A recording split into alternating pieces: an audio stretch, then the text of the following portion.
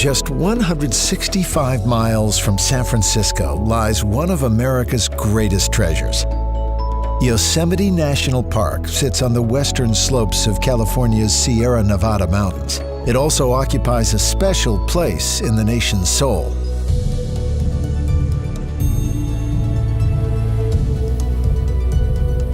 Yosemite's story began as the last ice age ended, when the glaciers of the region's high country scoured and sculptured the valley below.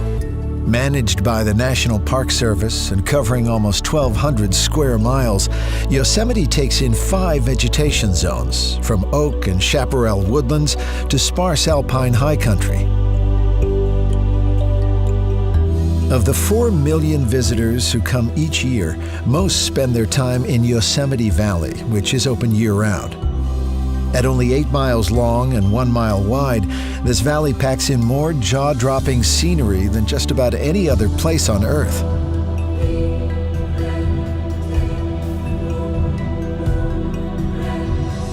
As you enter the Yosemite Valley Ring Road from the west, it's worth taking a short detour to Tunnel View and stand before a sweeping panorama that's reduced generations of visitors to silence and many to tears. To the right, there's the ethereal mist of Bridal Veil Fall. To the left, the sheer granite face of El Capitan, while in the background, the rising majesty of Half Dome beckons you deeper into the valley. From Tunnel View, it's just a short drive and then an easy walk to the base of Bridal Veil Fall. The fall reaches its peak in May, yet possesses a magic all year round. If you're looking for love, breathe deeply. The park's original custodians, the Awanichi, believe that inhaling the fall's mists increases your chances of marriage. The park's ring road follows the banks of the Merced River, a national wild and scenic waterway which shifts in character as it thunders and tumbles from the valley walls before gently winding across the valley floor. Here, the river is lined with pine forests, rich meadows, and beaches. These are the places to pause and let the park's spirit wash over you. These are the places which inspired President Teddy Roosevelt to write, "It was like lying in a great solemn cathedral, far vaster and more beautiful than any built by the hand of man."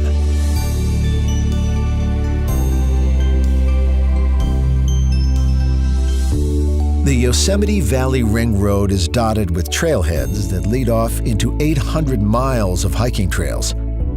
First cut almost 150 years ago, the 4-mile trail climbs the valley's southern wall to 2 of the park's greatest outlooks. At Glacier Point, gaze down into the entire valley and away into the distant high country.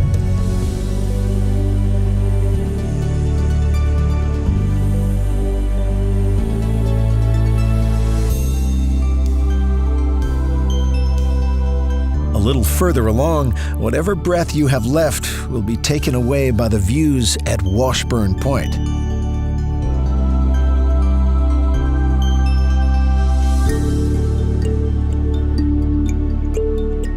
If you're pressed for time, you can also access these outlooks by car or tour bus via Glacier Point Road, which is open between May and November.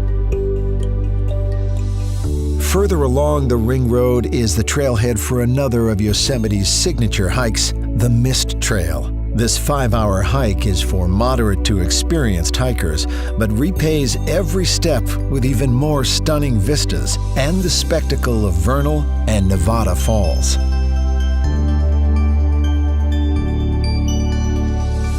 The Mist Trail links up with the John Muir Trail, named after the grandfather of America's national park system.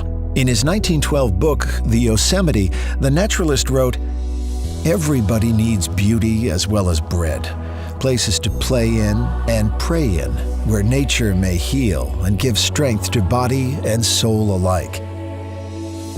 It was writings like this which helped seed Yosemite into the consciousness of a nation and led to its designation as one of America's first national parks.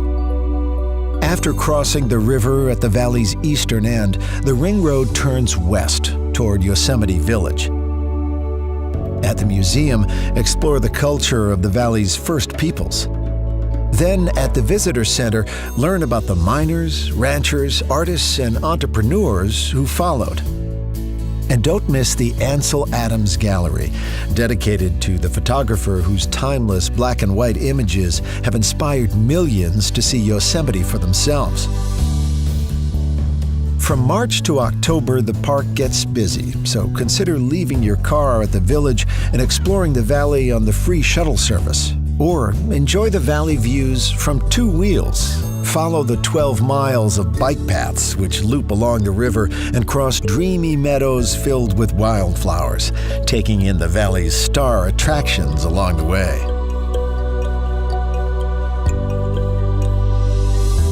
For thousands of years, the Awanichi had villages throughout this fertile valley floor, but it was here at the base of Yosemite Falls where their great chief resided.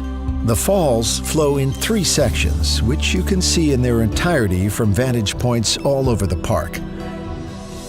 But nothing compares to taking the 1-hour hike to feel the full force of lower falls, or spending the day climbing all the way to the upper falls.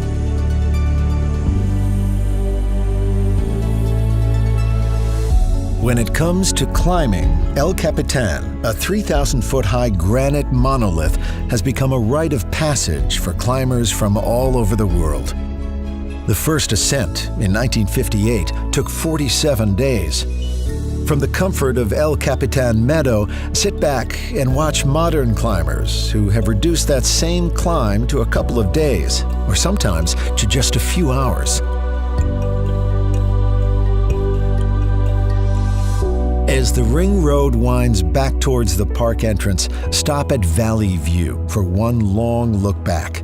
But there's no need to feel heavy-hearted because there's so much more of Yosemite to discover just up the road. To the north of Yosemite Valley climbs one of the USA's most scenic highways. Tioga Road is impassable between October and May, but as the snow clears, the road reemerges, rising into the rugged Sierra Nevada high country. Pull over and fill your lungs with cool alpine air at Olmsted Point. Refresh yourself by the pure waters of Tenaya Lake, named in honor of Yosemite's last great chieftain. Then follow the road further to Tuamni Meadow, the traditional summer hunting grounds of the Awanichi. Today, this subalpine meadow is the perfect place to stock up on serenity or to pick up one of the many trails that lead to further alpine adventures. One of the shortest but most rewarding trails leads to Lembert Dome, named after one of the park's earliest settlers. From its high country to its waterfalls, from its towering sequoia to its valley meadows, Yosemite is an American story unlike any other. It is a place where a nation returns again and again through the best and worst of times to breathe, to be inspired, and just be. For this is a place, John Muir once wrote, that is far easier to feel than to explain. This is a place to wash the spirit clean.